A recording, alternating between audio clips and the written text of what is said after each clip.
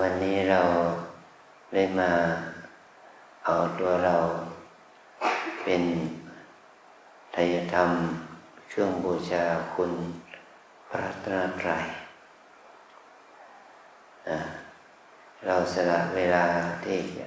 ออกไปทำมาหาเลี้ยงชีพทำกิจกรรมน้อยใหญ่เกี่ยวกับทางโลกเกี่ยวกับชีวิตเกี่ยวกับครอบครัวได้สละวันเวลาเหล่านั้น3 วัน 4 วัน 5 วันเป็นต้นเพื่อที่จะมาพัฒนาตัวเราเองเนาะมาพัฒนาตัวเองบุญภาวนาที่เราได้สละชีวิตมาปฏิบัติธรรมที่นี่เราเรียกว่าทำบุญนะทำบุญเราเรียกว่าบุญภาวนาภาวนาไม่ใช่อันนี้ตั้งจิตมุมมิกไปตามนั้นอ่ะขออะไรนั้นขออะไรนี้มันไม่ใช่นะภาวนามุ่งหมายถึงว่าการฝึกการพัฒนาตัวเองการฝึกการพัฒนาจิตใจของตัวเองให้ดีขึ้นเราภาวนาเพื่อให้เรามีความเชื่อความศรัทธาต่อกรรมของตัวเองเรียกว่าทำกรรมดีย่อมได้ดีทำกรรมชั่วย่อมได้ชั่วนั่นแหละนะกรรมเนี่ยคือเจตนาคือความตั้งใจที่เราทำพูดคิดในทางที่ดีเราเรียกว่ากุศลเจตนากุศลกรรมถ้าทำพูดคิดในทางที่ไม่ดีเราก็เรียกว่าอกุศลเจตนาอกุศลกรรมเดี๋ยวเราทำกรรมดีก็ย่อมได้ดีทำกรรมชั่วก็ย่อมได้ชั่วได้สภาพจิตได้สภาพจิตที่ไม่ดีได้สภาพจิตที่ดีได้สภาพพฤติกรรมทางกายวาจาที่ดีได้ไม่ดีเดี๋ยวว่าทำกรรมดีก็ย่อมได้ดีทำกรรมชั่วย่อมได้ชั่วแต่คนเราไปคิดว่าทำกรรมดีมีที่ไหนนั่นหมายถึงว่าทำกรรมดีหวังผลให้เขาหวังผลให้เราดีอย่างนั้นอย่างนี้มีเงินมีทองมีฐานะมีลาภมียศมีตำแหน่งหน้าที่มันก็จริงอยู่แต่ว่ามันเป็นเงื่อนไขของคนอื่นเป็นเงื่อนไขของสังคมเป็นเงื่อนไขขององค์กรพอคนเป็นจำนวนร้อยจำนวนพันเขาไม่สามารถให้เราได้คนที่อยากได้ทุกที่ทำงานในที่นั้นมันก็อยากได้กันทุกคนนี่แหละความอยากของเรามันก็ไม่สมปรารถนาเราไม่สนใจนะเราไม่สนใจปรารถนาแล้วเราก็เลยเอามาคิดว่าทำดีไม่ได้ดีแต่คนที่ทำชั่วทางกายทางวาจาใจนะแต่ว่าเขาเราก็พูดว่าทำชั่วไม่ได้ชั่วความจริงทำชั่วมันก็ได้ชั่วนั่นแหละมันได้ที่ใจเขาคิดไม่ดีพูดไม่ดีทำไม่ดีมันก็ชั่วแต่ว่าคนหลายคนชอบนะคนหลายคนชอบเหมือนกับว่าเหมือนกับคนที่เขารับช่างชาวราชบังหลวงติดสินบนค่าสินบนหลักเอาเงินให้เขา1,000,000 100,000 ล้านเขาไม่เอาเขายังมันแต่ถ้าให้เราเป็น5 ล้าน 10 ล้านล่ะมันเหมาะกับการเสี่ยงไหมเขาก็เอา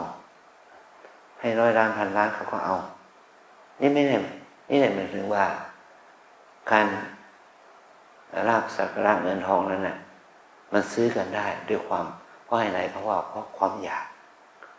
แล้วก็ยศถาบรรดาศักดิ์ยศตำแหน่งล่ะมันก็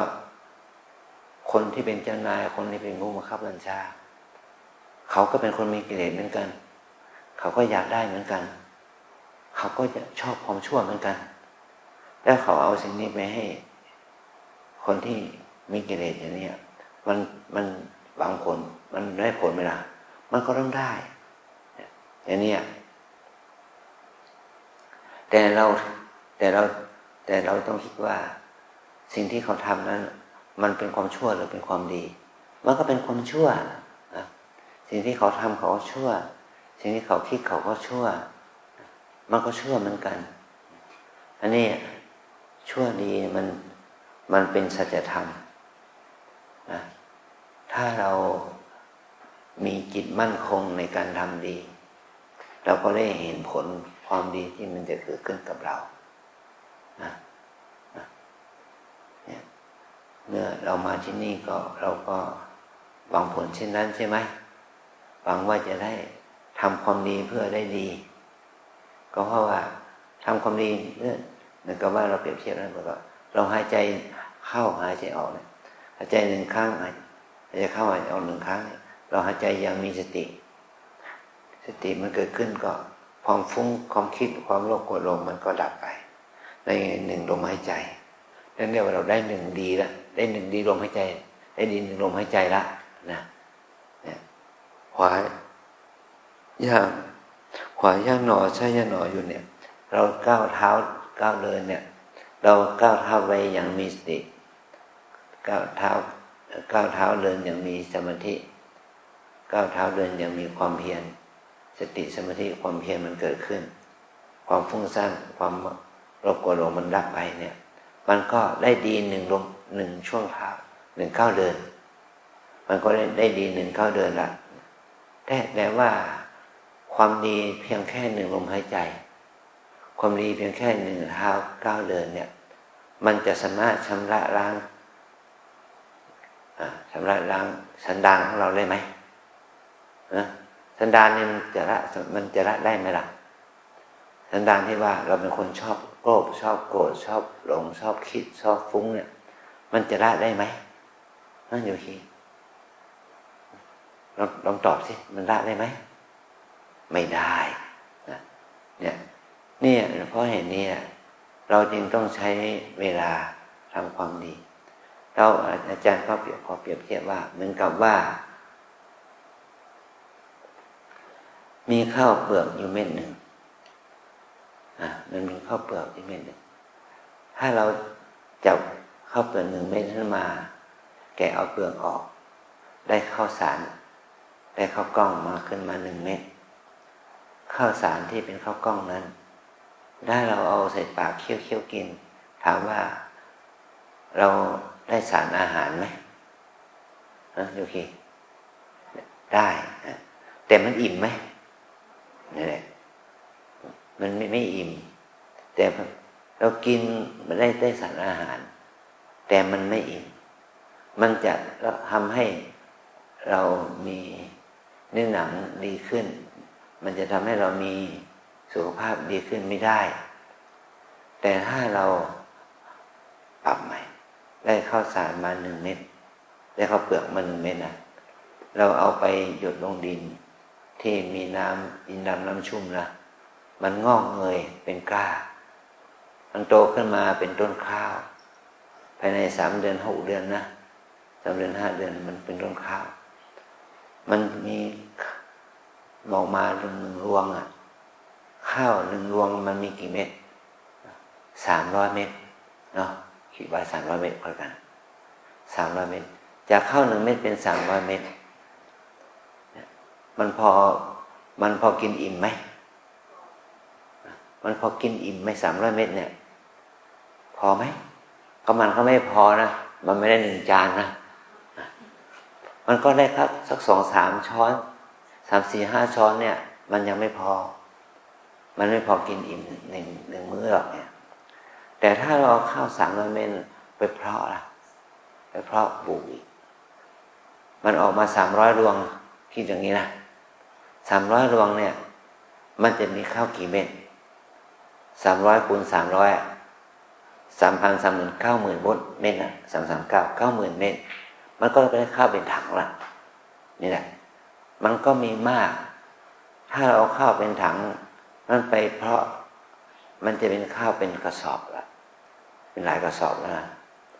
ข้าวหลายกระสอบนั้นเอาไปเพาะเองมันก็ได้เป็นฉางละ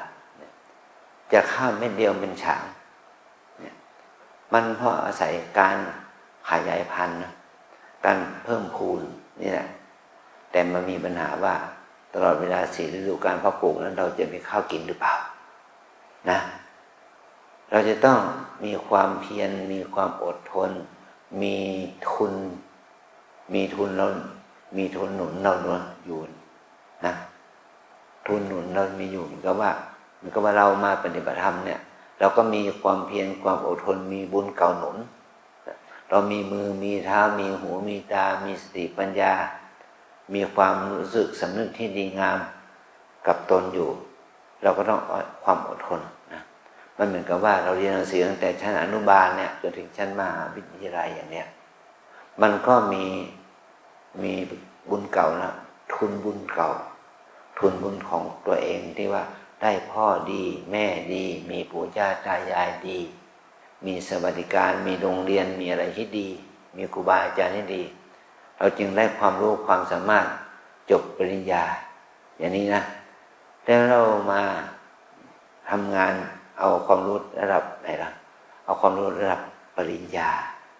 แต่มันก็ได้มาจากตั้งแต่ความรู้ตั้งแต่เด็ก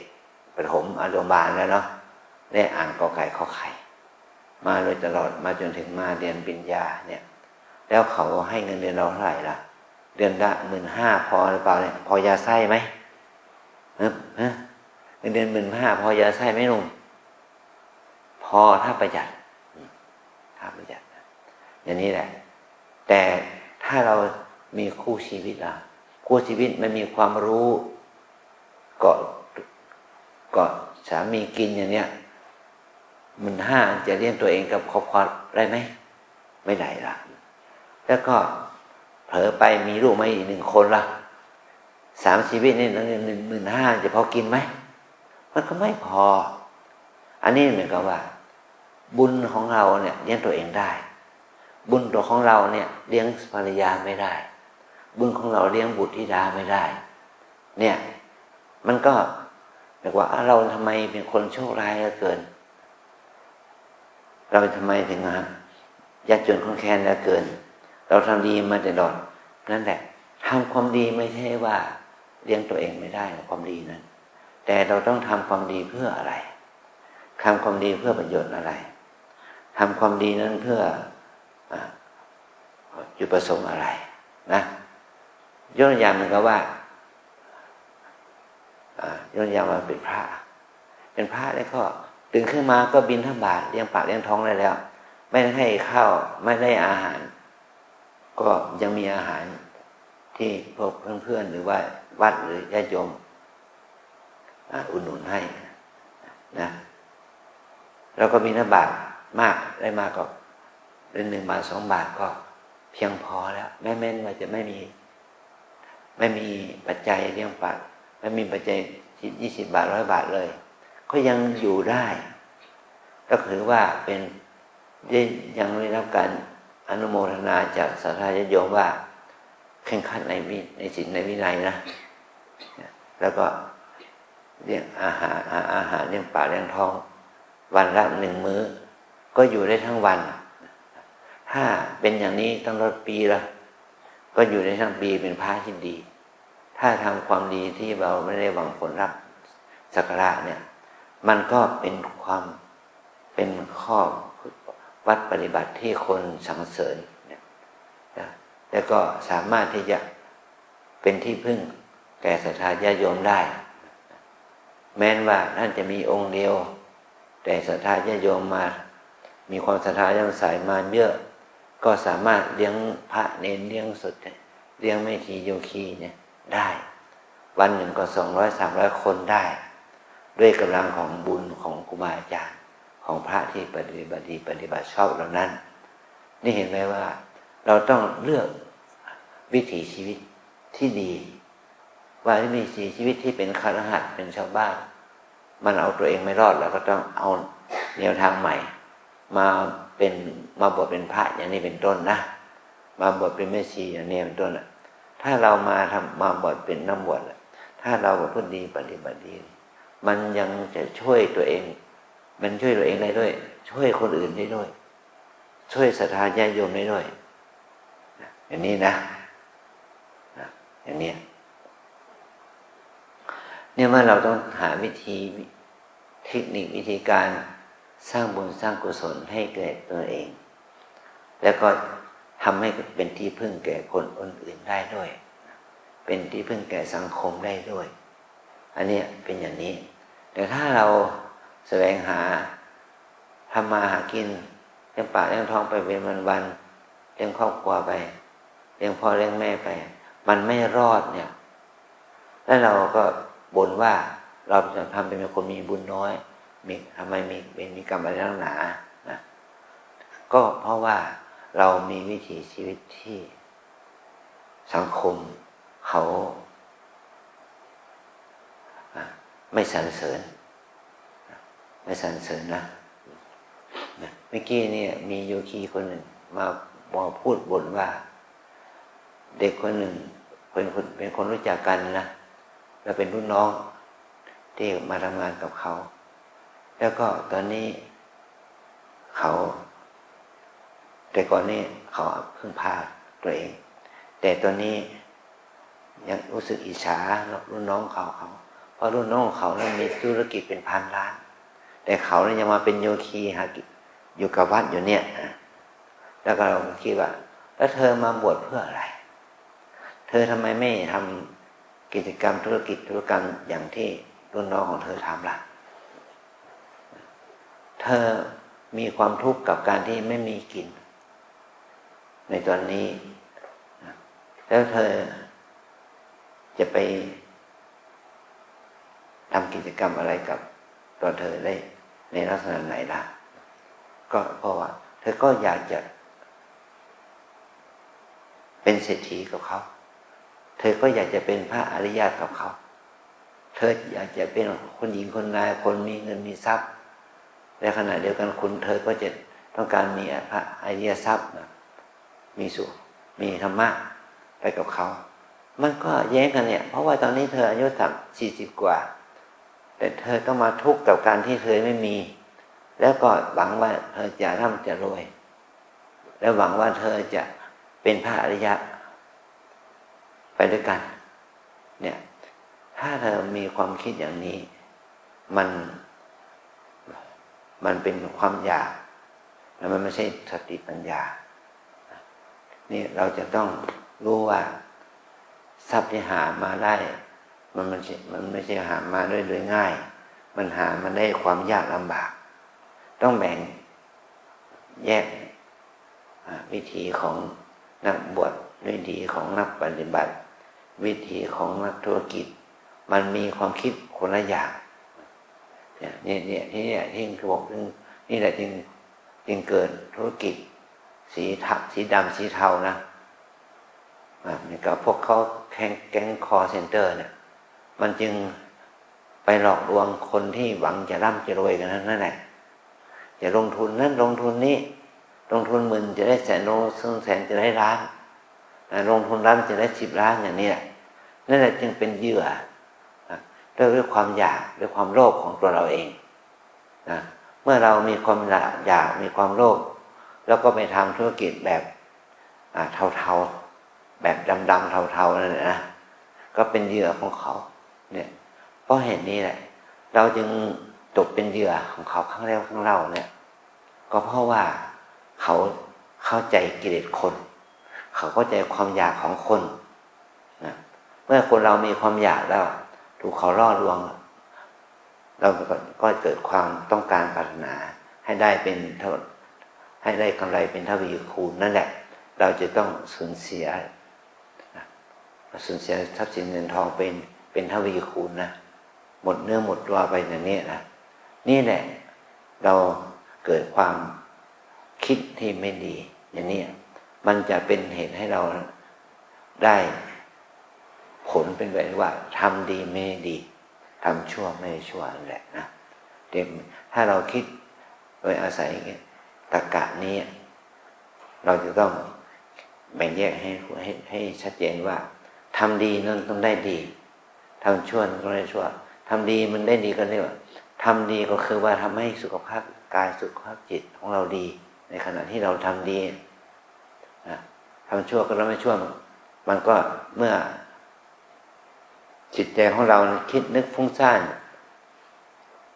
แม้เราจะมาปฏิบัติ3 วันเราคิดนึกฟุ้งซ่านอยู่ตลอดเวลาตื่นขึ้นมาก็คิดนึกฟุ้งซ่านว่าวันนี้จะมีอะไรวันนี้จะเป็นอย่างไรต่อให้มา3 วันก็รู้สึกว่ามา3 วันแบบเปล่าประโยชน์เนาะมา3 วันอย่างเปล่าประโยชน์ไม่ได้บุญกุศลอะไรเลยนะให้เราคิดไว้เสมอว่ามันไม่ได้ง่ายอย่างใจคิดหรอกนะอย่างที่ใจเราคิดมันยากโดยเฉพาะการมาภาวนาเนี่ยมันยากฉะนั้นเรามาฝึกภาวนาเนี่ยมันก็เพื่อว่าให้เรามีทัศนคติที่ดีขึ้นมีโอกาสได้ไตร่ตรองพิจารณาตัวเองให้มันอยู่ในวิสัยที่จะทำให้มันดีได้มีเวลาคิดมีเวลาพิจารณาแล้วก็จะทำให้เรามีสติสัมปชัญญะมีกำลังใจดีขึ้นเนี่ยมันก็ว่ามา3 วันเนี่ยมันหมดอะไรได้อยากแล้วมาอยู่ที่วัดมาพิจารณาดูที่ว่ามันจะดีขึ้นไหมเมื่อเรามาอยู่ที่นี่3 วันมันมีวิถีความคิดที่ดีขึ้นได้ฟังคำสอนหรือว่าได้ฟังคำสวดให้บทธรรมะอะไรอย่างนี้ได้คิดได้ข้อคิดที่ดีขึ้นมีกำลังใจเอาไปสู้โลกนะมีความเพียรมีความอดทนแล้วก็เป็นกำลังใจที่เราจะให้เราละอบายมุขละอบายมุขนะเดี๋ยวเราจะวิถีชีวิตของเราจะได้ดีขึ้นไปนะอบายมุขนี่มันไม่ใช่ว่ามันมีเฉพาะทางโลกนะมันมีในวัดด้วยในวัดนี่ไอ้พวกหวยไอ้พวกขายหวยมันมาเคาะเราถึงข้างที่นั่งภาวนาของเราได้ซ้ำไปนะจะเอาไม้รวยไหมเปิดดูละนี่แหละมันอบายมุขนี่ก็มันมายั่วยวนชวนใจเราให้หลงซื้อหวังว่าจะได้อย่างนี้นะอันนี้มันก็เป็นความโลภความอยากของเราเองนะเขาไม่ได้ให้เราฟรี1 ใบก็เป็น100ละ1 คู่ก็เป็น200ละนี่แหละมันเป็นความอยากที่เราสมยอมนะเราเป็นความอยากที่เราอยากได้มากกว่านั้นเนี่ยซื้อใบเดียว200ถูก2 ล้าน5 ล้านอย่างเงี้ยมันก็เป็นปัจจัยที่เกิดจากความอยากของเราเป็นที่ตั้งนะนี่ขอให้เราได้พิจารณากันอย่างนี้เอาละจะมาพูดถึงเรื่องกรรมฐานละอะไรคือกรรมฐานแม่ชีท่านก็สาธิตวิธีการเจริญสติกายของเรานั่นน่ะที่เราฝึกเนี่ยใช่ไหมนั่งก็คือนั่งหนอเนี่ยนั่งอย่างไรเป็นกรรมฐานนั่งให้เรามีสตินั่งเดินอย่างไรให้เป็นกรรมฐานเดินจงกรมเดินอย่างมีสติขวาย่างซ้ายย่างยืนอย่างไรให้เป็นกรรมฐานก็ยืนอย่างมีสติว่ายืนหนอนะกลับยังไงให้เป็นกรรมฐานก็กลับหนนั่นแหละนะนั่งอย่างไรให้เป็นกรรมฐานก็ลงหนนั่งหนเนี่ยต่อจากนั้นเนี่ยให้เรามีสติอยู่กับการหายใจเข้าออกถ้าเรายังไม่รู้ลมหายใจเข้าออกเราจะทำอย่างไรก็เมื่อเรานั่งอยู่ก็ขอให้เรานั่งตั้งกายให้ตรงเนี่ยเอามือกุมไว้ให้หน้าท้องรู้ว่าถ้าหายใจเข้าเรารู้สึกว่าหายใจเข้ายาวท้องกระพองขึ้นหายใจออกท้องก็ยุบลงก็ดูอาการพองอาการยุบที่เราหายใจเข้าออกนี่ว่านั่งให้มันเป็นกรรมฐานกรรมะแปลว่าการกระทำฐานะแปลว่าที่ตั้งการกระทำก็คือดูอาการของกายในขณะนั้นๆว่ามันมีอาการอย่างไรมันมีสติไหมมันมีสมาธิไหมมันมีความเพียรไหมแต่เราอย่าคิดว่า1 ลมหายใจแล้วมันจะได้บุญมหาศาลไม่ใช่มันก็ต้องใช้เวลาเหมือนกับ อาจารย์ยกตัวอย่างเรียกไม่เข้าเลยนะหายใจเข้าข้างหนึ่งออกข้างหนึ่งมันเป็นบุญแต่มันไม่สามารถข่มระงับกิเลสได้กิเลสของเรายังมีอยู่ความโกรธโลภหลงฟุ้งซ่านรำคาญสงสัยอึดอัดขัดใจปวดเจ็บเหน็บชาไม่ครบยังมีอยู่นะยังมีอยู่ถ้าเรามีสติเราก็มันก็ดีขึ้นนะมันเหมือนกับว่าเรานั่งอยู่นี่มันเย็นสบายเนาะเราไปนั่งข้างนอกสิกลางแดดสิมันร้อนละนะเหงื่อไหลไขย้อยละเนี่ยเราจะต้องอาศัยสิ่งแวดล้อมที่ดีด้วยอาศัยความเพียรที่ดีด้วยอาศัยสติสมาธิที่ดีด้วยเนี่ยเป็นการฝึกเจริญกรรมฐานไม่ใช่มาฝึกมาที่นี่ไม่ใช่มาฝึกเพื่อแสวงหาความสุขอย่างเดียวเรามาฝึกเพื่อแสวงหาความจริงความจริงก็คือว่าทั้งทุกข์ทั้งสุขที่มันเกิดขึ้นมานั่นแหละนะความคิดนึกตึกตองสารพัดสารเพมันจะเกิดขึ้นมานะแต่ขอให้เรามีสติรู้นะเพราะว่าแต่คนก็มา3 วันหลายคนเนี่ย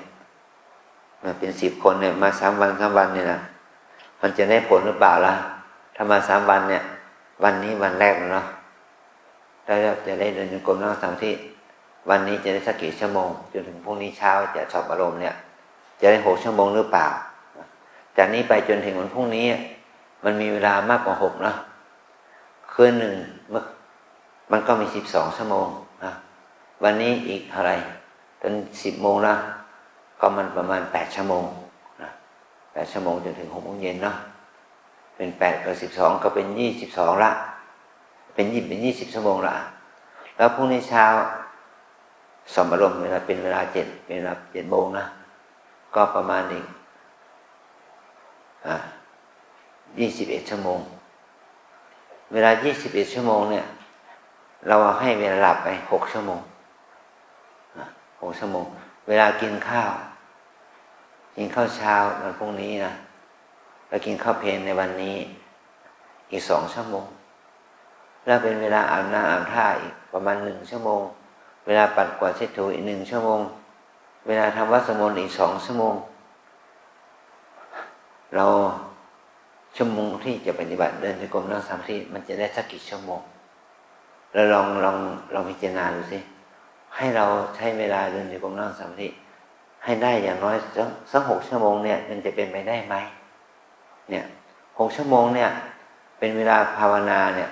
แต่เราภาวนา6 ชั่วโมงเนี่ยทั้งเดินทั้งนั่งเลยนะเราจะได้สติได้สมาธิกี่ชั่วโมงสัก1 ชั่วโมงได้ไหมเพราะนั้นมันเป็นความฟุ้งซ่านความคิดนึกอย่างนี้เป็นต้นนะเราจะได้เวลาสัก1-2 ชั่วโมงมีสติมีสมาธิมีความเพียรนั่นแหละกุศลธรรมมันจะได้เกิดขึ้นนะแล้วก็วันต่อไปเราก็เดินนั่งไปอีกเราสามารถจะทำได้ไหมสักวันละ6 ชั่วโมง8 ชั่วโมง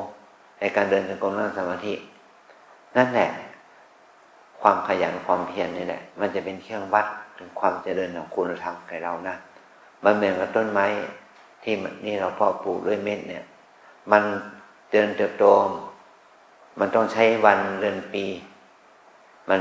เป็นนับว่าเป็นปีๆมันเป็น10 ปี5 ปี10 ปีมันจึงออกดอกออกผลนะตราบใดที่มันยังไม่ได้ออกผลให้เราบอกว่าปลูกต้นไม้นี่ไม่มีผลอย่างนั้นหรือมันก็ไม่ได้เนาะต้นไม้นั่นก็มีผลอยู่เพราะว่ามันมีกิ่งก้านสาขาใบอยู่แต่มันยังไม่มีดอกมีผลเราเหมือนกันแต่ว่าเมื่อเรามาปฏิบัติธรรมเนี่ยเราอยากจะพ้นทุกข์เราอยากจะมีชีวิตที่เป็นสุขมันก็ไม่ถึงจุดหมายนั้นแต่ถ้าเราล้มเลิกจิตล้มเลิกเสียเราถอยเสียมันก็เท่ากับว่าเราไม่ส่งเสริมตัวเองให้เจริญในกุศลธรรมภาวนาของเราก็เฟี้ยวไปมันก็ไม่ดีเท่าไหร่มันก็ช้าไปนี่พอการภาวนานี่เหมือนว่าเป็นการฝึกจากการมี1ให้มันเพิ่มเป็น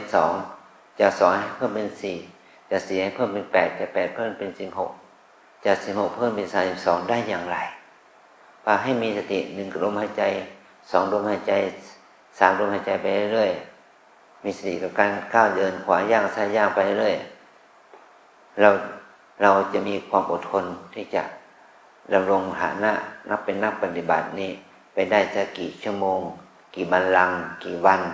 อย่างนี้นะให้ใส่ใจอย่างนี้นี่เขาเรียกว่า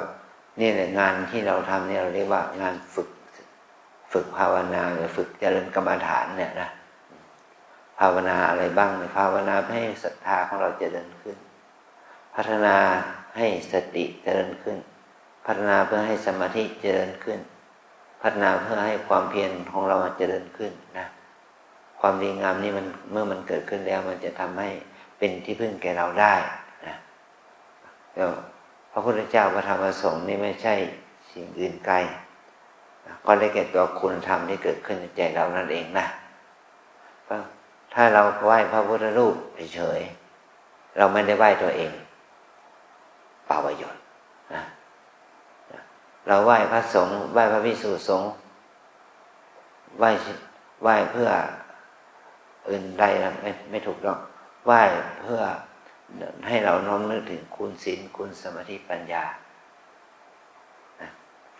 ไหว้พระพุทธเจ้าก็ไม่ใช่ไหว้พระพุทธรูปให้ไหว้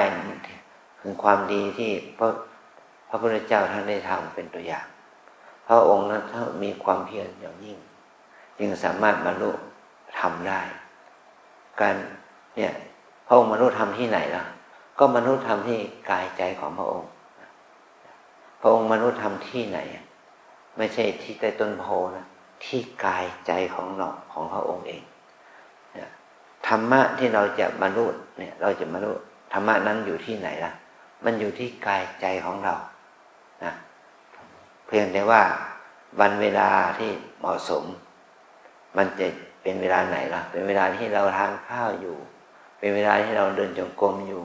เป็นเวลาที่เรานั่งสมาธิภาวนาอยู่เป็นเวลากลางตอนเช้าเป็นเวลากลางวันเป็นเวลากลางคืนมันไม่แน่มันจะเกิดขึ้นเวลาไหนก็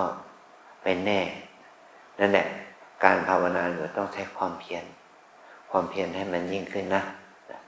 เอาตอนนี้ไปรับกรรมฐานปนมือว่าตามนะวิปัสสนากรรมฐานตามแนวสติปัฏฐานมี4อย่าง1กาย2เวทนา3จิต4ธรรมวิปัสสนากรรมฐานตามแนวสติปัฏฐานมี4อย่าง1กาย2เวทนา3จิต4ธรรมวิปัสสนากรรมฐาน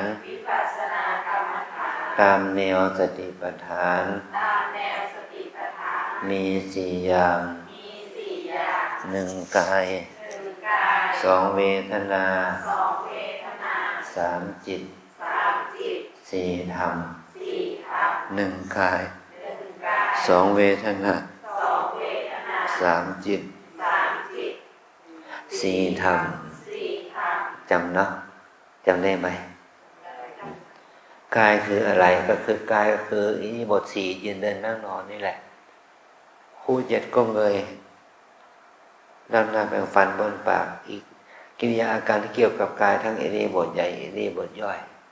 นี่เขาเรียกว่าถ้าเรามีสติอยู่กับอิริยาบถใหญ่อิริยาบถย่อยมีสติอยู่กับการหายใจเข้าออกมีสติอยู่กับร่างกายของเราเนี่ยเรามีสติเรียกว่ากายานุปัสสนาแล้วรู้ซึ่งกายถ้าเรานั่งอยู่เดินอยู่มันปวดเจ็บชาเนี่ยทุกข์สุขเกิดขึ้นก็ให้เรามีสติอยู่อาการปวดเจ็บชาเนี่ยทุกข์สุขนั้นมีสติว่าปวดหนอเจ็บหนอเมื่อยหนอทุกข์หนอนั้นนะดีใจเสียใจก็มีสติกำหนดรู้ถึงความดีใจเสียใจนั้นเรามีสติแล้วรู้ซึ่งเวทนาเพื่ออะไรเพื่อ ว่าเวทนาที่เป็นสุขมันจะเกิดความอยากความโลภเราจะตัดความโลภได้เวทนาที่เป็นทุกข์มันจะก่อนเกิดความโกรธความไม่พอใจความหงุดหงิดรำคาญเราจะได้ละความโกรธความหงุดหงิดรำคาญได้เวทนาที่เป็นอุเบกขาล่ะไม่สุขไม่ทุกข์เนี่ยถ้าเราไม่มีสติมันจะเกิดความหลงความสงสัยได้ความหลงความสงสัยความหลงไม่มีสตินั้นมันจะละได้เพราะว่าเรามีเมื่อเรามีสตินะเนี่ยกำหนดเวทนาอันที่สามเรามีสติอยู่กับจิตใจมันคิดนะเพราะเราเป็นคนใหม่เนาะมันคิดสารพัดน่ะคิดนั่นคิดนี่อยู่บ้านคิดถึงวัดก็ยังดีหน่อยเป็นบุญถ้าอยู่บ้านอยู่วัดคิดถึงบ้านเรามันเป็นบาปนะเป็นอกุศลนะเป็นความห่วงนะมันก็ความคิดความฟุ้งจิตหดหู่จิตฟุ้งซ่านจิตมีราคะจิตมีโทสะจิตมีโมหะเนี่ยแปลว่าสภาพจิตเราไม่ดีเราละมันเสียถ้าจิตมันเกิดขึ้นมาในลักษณะชนิดเรามีสติระลึกรู้เราก็ทำให้จิตมีเป็นกุศลได้นะแล้วก็ข้อสี่ก็ทำกายเวทนาจิตธรรมมุ่งหมายถึงว่าเราทุกคนมีตาหูจมูกลิ้นกายใจไหมมีไหมเราเอาทุกมาด้วยแบบมาวัดก็ได้เห็นได้ยินได้กลิ่นได้รสได้สัมผัสที่ไม่ถูกใจมันก็เป็นปัจจัยให้เราทุกข์นะถ้าเราได้เห็นได้ยินได้กลิ่นได้รสได้สัมผัสที่ถูกใจมันก็เป็นเหตุให้เราทุกข์นะเพราะว่าชอบไม่ชอบจะเกิดขึ้นฟุ้งซ่านรำคาญสงสัยจะเกิดขึ้นนะเราก็มีสติกำหนดเห็นหนอได้ยินหนอกลิ่นหนอรสหนอสัมผัสเย็นหนอร้อนหนออย่างนี้นะถ้าชอบใจก็ชอบใจหนอไม่ชอบใจก็ไม่ชอบใจหนอพอฟุ้งซ่านรำคาญสงสัยก็กำหนดฟุ้งซ่านรำคาญสงสัยเหล่านั้นเรียกว่าเรามีสติระลึกรู้แล้วเราละนิวรณ์ได้นะชอบไม่ชอบฟุ้งซ่านรำคาญสงสัยอย่างนี้นะเอาใจใส่ดูแลตัวเองอย่างนี้นั่นแหละเป็นการทำให้เราเกิดสติเกิดสมาธิเกิดความเพียรขึ้นมาแต่ว่าใหม่ๆนะ2-3 วันก็มีแต่ความปวดความเจ็บนะความเมื่อยมันไม่ใช่ว่าตัวเราไม่ใช่ว่าเป็นนักกีฬานะเราจะเมื่อเราเริ่มฝึกมันก็ต้องปวดเจ็บมือคอนะเราไม่ใช่เป็นมนุษย์หุ่นยนต์เนาะไม่ใช่เป็นซุปเปอร์แมนเราฝึกเราก็ต้องเกิดความเจ็บปวดมือคอกินน้อยนอนน้อยพูดน้อยปฏิบัติให้มากทำให้มากอย่าไปมองคนอื่นนะเป็นเหตุนะทำอะไรทำให้ช้าๆทำให้ต่อเนื่องนะเอาตัวเราเองฝึกเพื่อให้เป็นตัวธรรมะเกิดขึ้นนะตัวเราเองก็เมื่อเรามีสตินะในขณะไหนอยู่มีสติอยู่กับกายนั้นเป็นพระธรรมกายเป็นตัวธรรมะมีสติอยู่กับใจนั้นเป็นพระธรรมใจเป็นธรรมะนะขอให้เราได้ฝึกฝนนะ15 นาทีเดิน15 นาทีนอกจากเกินไปแล้วก็กินน้อยนอนน้อยพูดน้อยปฏิบัติให้มากเอาใจใส่ดูแลตัวเองอย่างนี้ก็จะเป็นชาวพุทธเป็นโยคีที่ดีได้เป็นตัวอย่างที่ดีแก่ชาวต่างชาติทั้งหลายที่เขามาปฏิบัติธรรมที่วัดเรานั้นนะก็เขาไม่รู้ภาษาเรานะเราคนเป็นตัวอย่างที่ดีแก่เขาด้วยนะขอให้เราได้มีวินัยมีข้อวัดปฏิบัติที่ดีงามเพื่อเป็นตัวอย่างแก่ชาวต่างชาติที่เขามาปฏิบัติธรรมกับเรานะขอให้เราได้ตั้งใจปฏิบัติเพื่อเป็นการบูชาคุณพระรัตนตรัยสืบต่อไปขอเจริญพร